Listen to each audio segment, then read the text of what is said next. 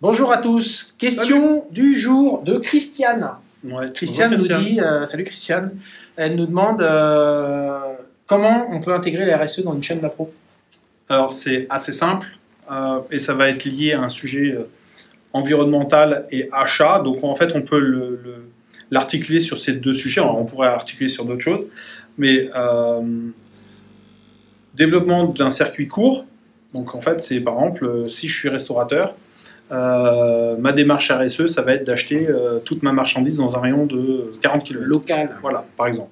Donc ça, c'est une façon de choisir ses fournisseurs localement parce qu'on est en train de dire, OK, je vais faire bosser les entreprises voisines qui sont des acteurs du maillage économique et social de l'environnement dans lequel je suis.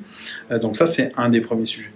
On peut aussi choisir des entreprises en partant du principe que mon critère, ça ne va pas forcément être la distance, mais ça va être leur engagement avec un coefficient distance. C'est-à-dire que okay, je vais dire, bon, bah, je m'autorise à acheter dans un rayon de 1000 km autour, mais je n'achèterai de marchandises qu'auprès d'entreprises qui ont fait la preuve d'avoir une démarche environnementale qui va m'offrir un service de R&D, par exemple, qui me poussera des solutions qui seront plus écologiques dès qu'elles sont disponibles.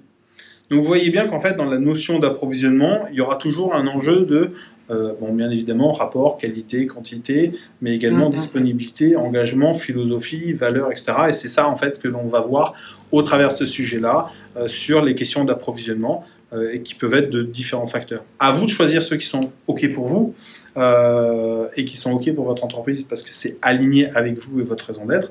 Et si vous arrivez à le faire, vous vous rendrez compte que vous vous entourez de gens qui partagent les mêmes valeurs que vous, et votre chaîne complète, fournisseur, approvisionnement, votre entreprise, chaîne de valeur et vos clients s'alignera complètement parce qu'en fait, votre storytelling autour de votre pourquoi et de votre comment et votre schéma de valeur sera complètement aligné.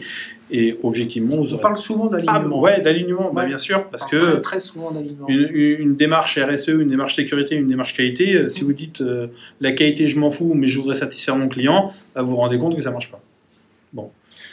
Et la congruence que l'alignement exige, elle se ressent intuitivement par les gens, malgré tout le papier glacé qu'on peut avoir, parce qu'il y a énormément d'éléments que les gens pressentent dans OK, il me raconte des choses, il m'écrit des choses et il le fait concrètement, bah, ça c'est OK.